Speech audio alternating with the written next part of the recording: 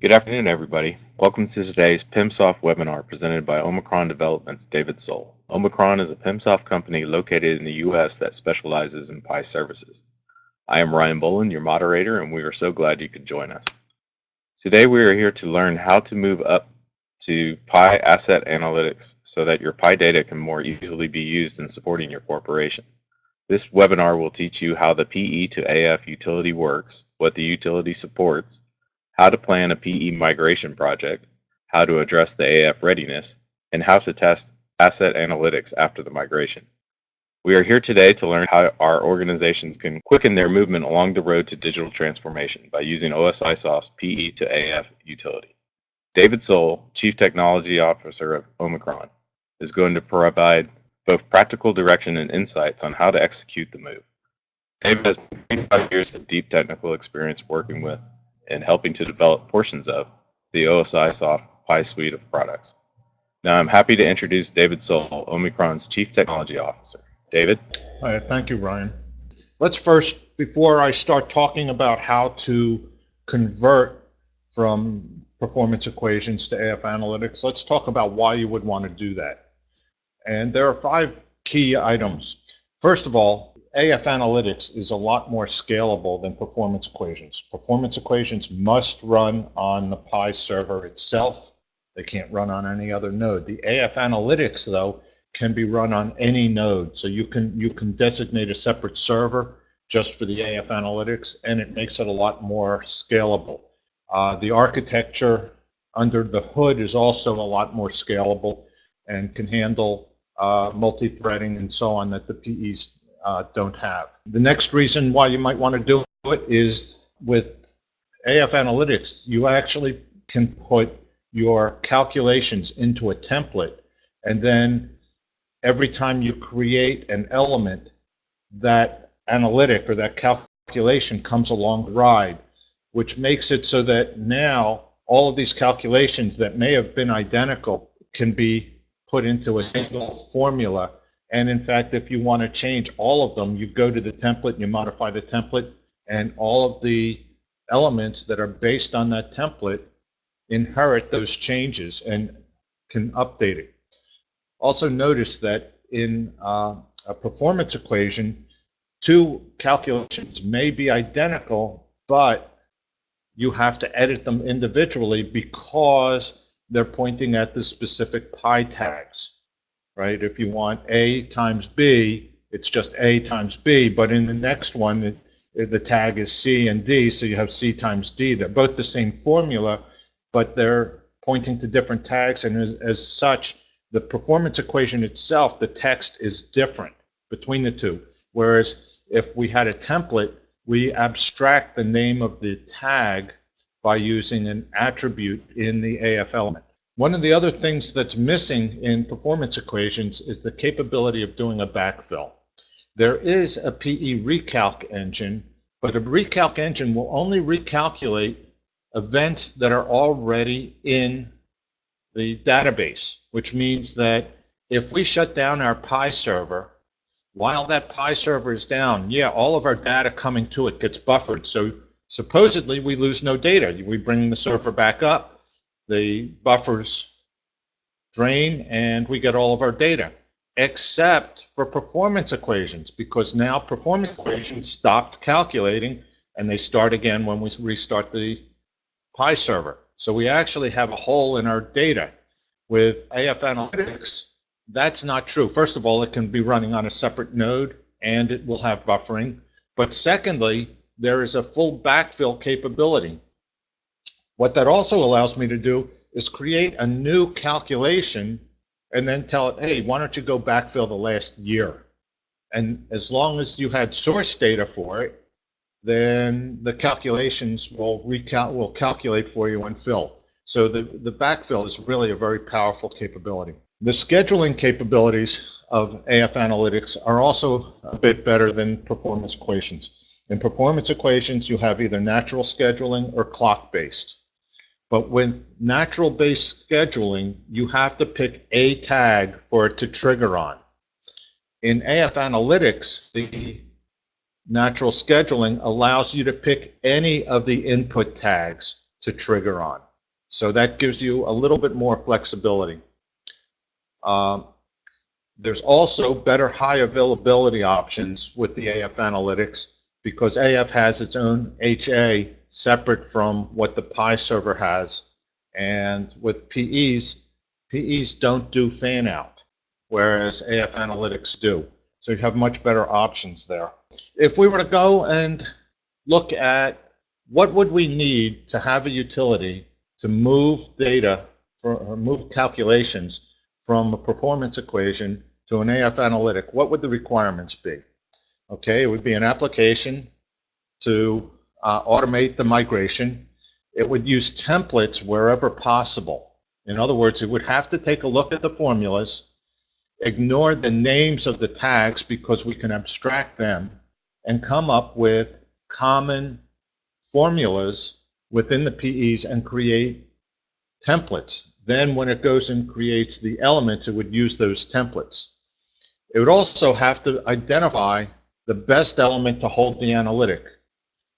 An analytic doesn't stand alone in AF analytics. It has to be attached to a particular element. So what element are we going to attach each analytic to? Well, what we have to do is we have to go through and figure out which attributes are required for the AF analytic and find what element has those attributes.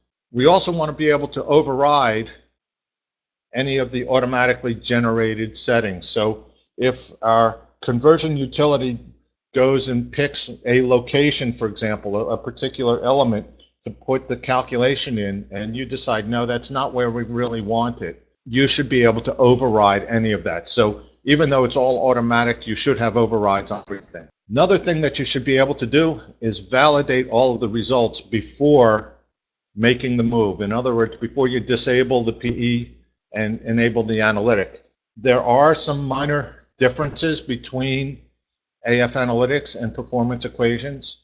One of them is, in general, performance equations are single precision and AF analytics are double precision. Well, you say that's better, and maybe that is, but it's different. So sometimes when you look at the results between the two, you'll see minor differences, and you have to make a decision as to, is that okay or is it not? And then one other thing is, if you're able to do all of these overriding, it means you can go and you can review all of this, and you may edit a lot of the settings that it automatically comes up with, but it might take a bit of time if you've got a lot of calculations. As a result, you should be able to exit the program, come back in, and pick up where you left off.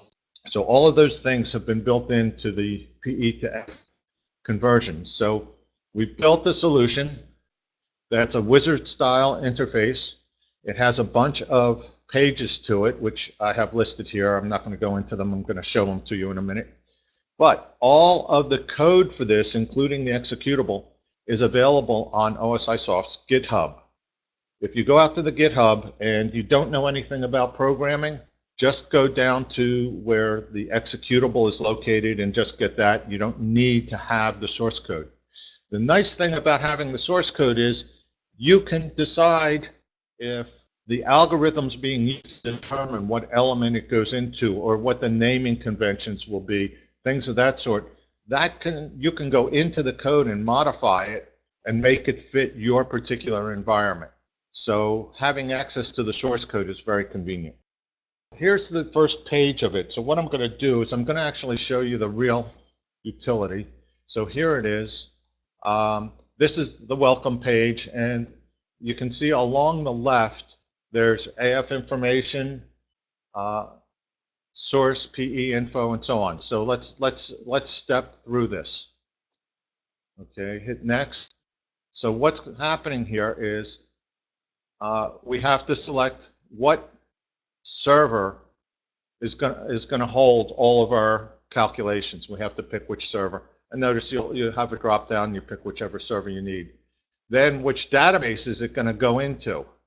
So I'm going to go and I'm going to pick this database.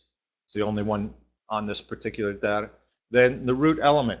Now here's where in cases where there's no AF element that has any of the attributes required for the calculation, this utility will create a new element.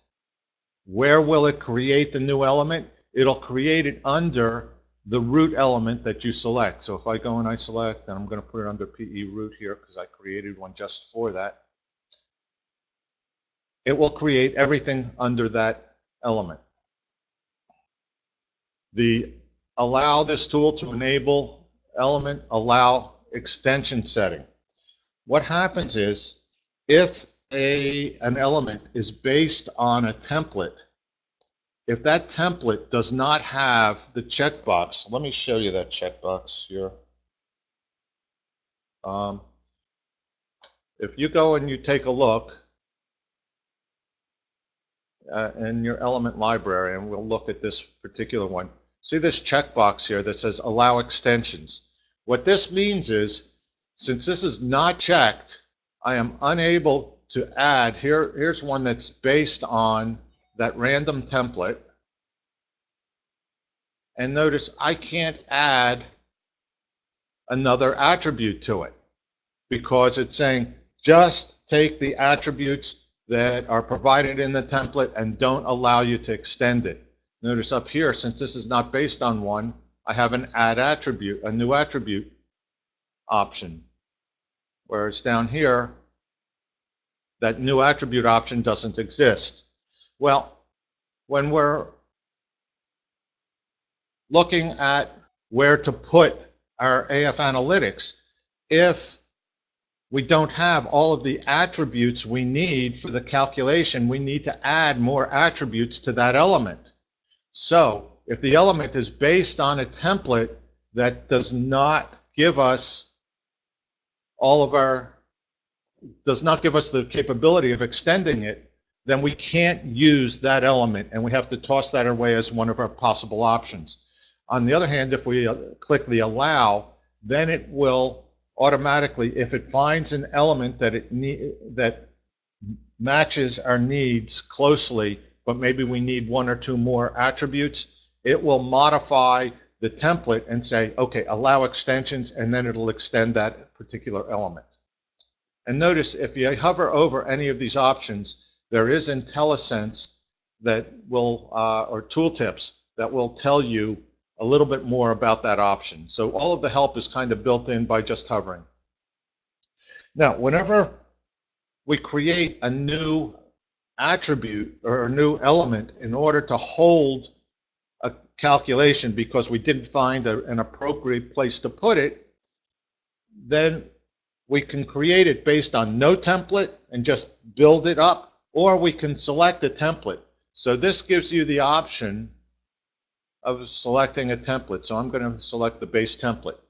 Also, if I'm going to create a template in order to, because I've got multiple calculations that are the same, and then each element will be based on that template, the template can also be based on another template. So it inherits from one template. So this way, in this case, I'm going to use base. So now everything that's in base will show up plus everything that I add. Go to the next. Now we're going to look at the source performance equations. Okay, first of all, we have to pick the Pi server that we're going to be working with. All right. And then the point source. Now, normally, point source for performance equations is C, but you can change it. I haven't run into anybody that's actually done that, but just in case, we have a drop-down list of all of the point sources found on that particular Pi server. And we default to C because we assume that's where it's going to be. Now, one of the things that you'll find is you're going to have to know what the scan classes are, what the scan rate is for each of the tags. And none of that data is actually in the Pi database itself. That information is actually in the PyPE-sched.bat on the Pi server. Now, if you're running this utility on the Pi server, you can just click here, and there's the PyPE-sched. So it goes and it read it, and it saw it was it saw 3 scan classes. Scan class 1 is once a minute. Scan class 2 is once every 2 minutes. Scan class 3 is every 30 seconds. If, on the other hand, it's in a different server, you can manually do this, or if you go up into here, you can go just take this, and where it has C program files, just go and modify it so that it's //server /C dollars, for example, the C / program files. And now it'll go out to that server and get it. So it makes it fairly easy to go and find your PyPE sched. It'll read the PyPE sched and fill in all of the scan classes. Again, if you can't do that, it's not a big deal. You can go and create the scan classes by hand. And once you've got them, you hit next, and we now go to name prefixes. Whenever we create a new analytic, we may have to create some new attributes. If the attribute is an input attribute, in this case, we're going to name it attribute and then a number, so that every attribute is going to have a unique name. Input attributes are all of the tags that are used in the calculation. Output attributes are actually just the PE tag name itself. So an output, we're going to call it output. Okay, I could change this and call this PE, and now it'll be PE, and then it'll append a number to it. So every PE will have a unique number. Down here we've got the element name. If we have to create an element, this is the name. And %PE% is a replacement string that will allow you to use the actual name of the performance equation tag, the analysis, and the template name if it's going to create a template. When you hit next, you get this big screen, because what it's done is it has analyzed all of your performance equations, and it's read the AF database, and it's looked for places to put it. If we start off on the left, you can see this right here. It's migrate. This column has migrate. So if uncheck a migrate, it says, oh, don't bother migrating that particular tag. On the other hand, so if I say, okay, let me uncheck this, uncheck this, uncheck this. So I can pick which tags are going to be migrated and which aren't. Now, what will happen is here, the status, the next column, we have ready to migrate. So all of these tags are ready to migrate. If a tag has already been migrated, it will indicate so. So I can go in and I can do a handful of tags, come back, and continue on where I left off, and it'll know, oh, this tag's already been migrated. Or if there's a tag with a formula mistake, something that I can't translate because there's a bug in it. I don't know if I have any in here. All of these are good. But if I had a bad one, then it would indicate that it's unable to migrate due to a formula error or whatever. The next column, of course, is the actual tag name. The next column is the path where I'm going to put it. Then the base template. So notice, even though I gave it a template to use, which is global, I can go to individual items and modify the template. Now what I can also do is if I select multiple, by holding down the shift key and selecting, typical multi-select, down at the bottom we have this edit selection button. So if we click on the edit selection button, now I can edit things like where it's going to go, the scan frequency, and so on. Or I can hit the migrate button and hit save, and now all of these will not be migrated because I had selected all of them. All right, so you can do a lot of them at one time. You can also do, if you look at the bottom, there's no grouping, group by template. If I hit that, it's grouped now by what template they're based on. Notice the top one is all of these have no templates. 2 that are the same template, then after that we've got 3 that are the same template, then a whole bunch that are the same template. So I can, in essence, edit the template by hitting the edit button and edit what's in that template. Also down at the bottom again, we've got group by point source. Now when I say point source, it's not the point source of the calculation or the PE, because that's always going to be C. This is the point source of the input tags, assuming that the point source is going to help you locate where the data is coming from, because typically each interface will have a different point source. So an interface into control system 1 might have an A and control system 2 be a B. That way you can, in essence, group them by input location. I'm going to go back to no grouping, but then if I type into where it says tag filter down at the bottom, I can then filter it. So here I'm going to do fast, type in the word fast, and notice now I only see those tags that have the word fast in it. So if I want to be able to edit those, I can just select all of that by holding down the shift key so that I can edit all of those all at once. So it just makes it for easier editing. All right, I'm going to back off that. Over here, where it says original formula, right here.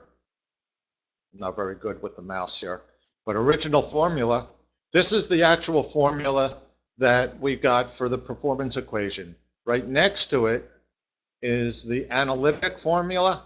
This is what we're going to translate it into.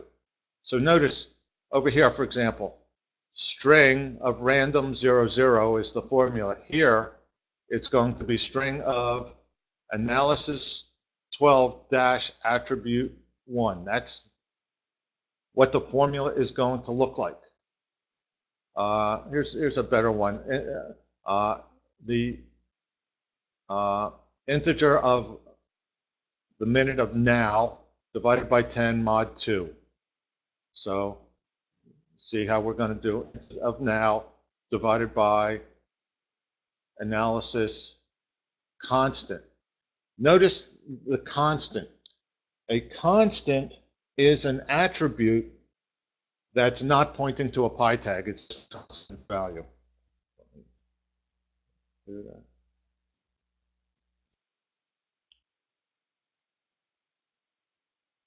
And then, of course, here's the scan frequency. And at the end of every line, there's also an edit button. So I can edit any individual item if I so choose. All right. So to get this screen up, it could take a considerable amount of time.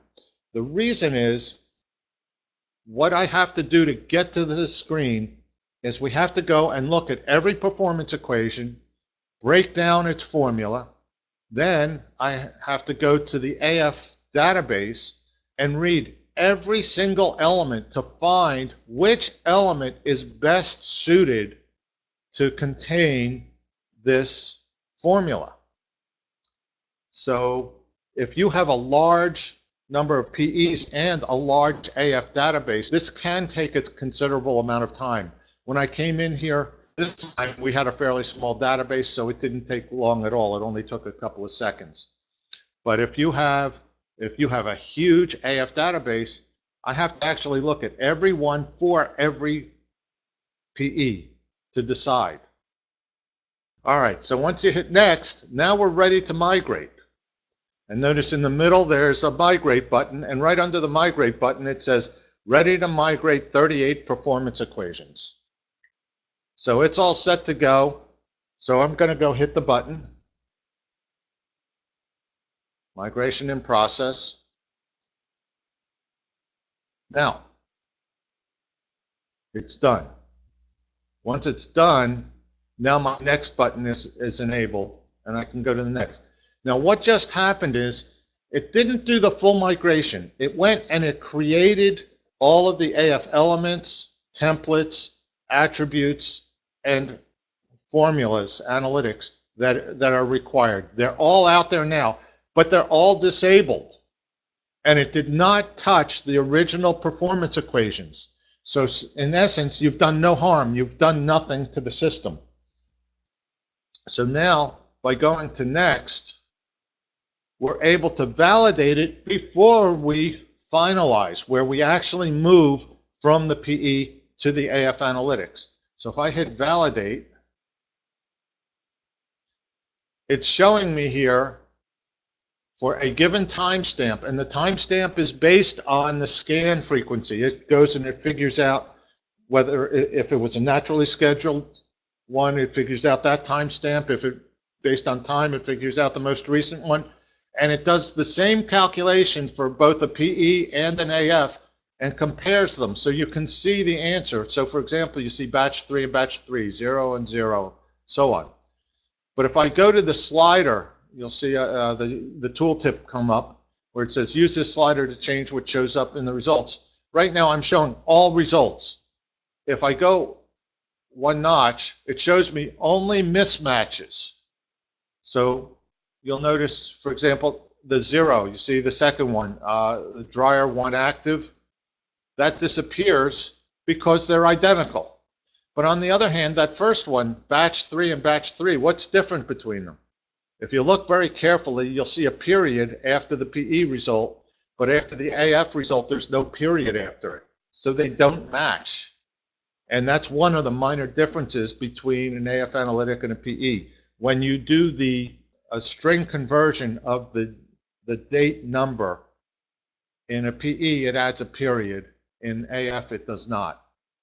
But also notice the next one, the batch ID, how it's 16.581 versus 16.581422. All right. Well, maybe you don't care if it's very close. So the slider allows you to go another notch, and now it's showing all of the matches that are outside that are greater errors than 0.01%. And I can go to 0.1% and 1%. So I can just see the ones. So maybe this one I'm not too happy with, but notice in this case they're both strings, and it's all due to the decimal point at the end. So let's say I don't want to do these two because they don't match, but all the others are fine. So if I go back here, so you see the top one's not checked, the rest are checked. So I'm going to go and I'm going to hit next, and I'm ready to finalize. Now I'm going to finalize 36, even though I converted 38, because those two that I didn't like, because I didn't like the validation, they're not going to finalize. So I'm going to hit finalize. And now the finalization is complete, and we're actually finished. So if we go back here, I'm going to refresh. And you see all of these AF elements have been created specifically for the analytics. So if we go to the analysis, here's the formula, and notice it's got a green arrow. It's actually working. Here, we'll look at management and see all of it. Here are all of the calculations. Let's let it fill in. And see here, this one is disabled. Why? Because we didn't finalize that one. That was one of those two that we didn't like, and we told it not to finalize. And there's the second one that didn't finalize.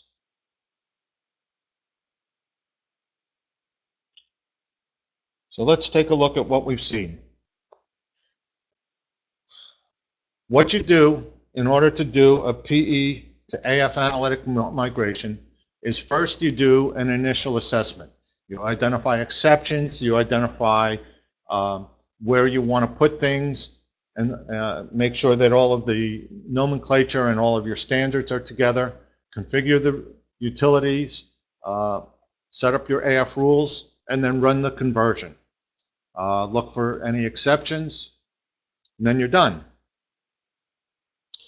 Now what we have is We have a program. If you're looking for assistance in doing it, of course we can help you out. We can do an initial assessment for a fixed price if you like, where we can do it either remotely, or what you can do is you can just basically take an output of the SMP and give us a listing of your PIPE points, and we can simulate it and give you an initial assessment.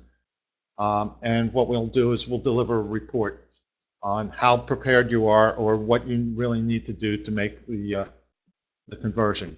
Or we can do that plus an ad hoc customer assistance where we help you in doing it. Or we can do it as a project. NTE means not to exceed. It's a project where we'll estimate what it'll cost, and then you pay for our time based on how much we use. If we go over, if we take longer than we said, you only pay up to that maximum. If we go under, then you only pay for the hours that we use. So that's what we have. Here's the contact information for key people. Of course, myself, there's my email address. Massimo, who's our Vice President of Sales, and Ryan, who is our MC today. Feel free to contact us if you do come up with any questions later. As I said, this utility is a free one from OSI, so feel free to go and download it and give it a try. So thank you very much for coming.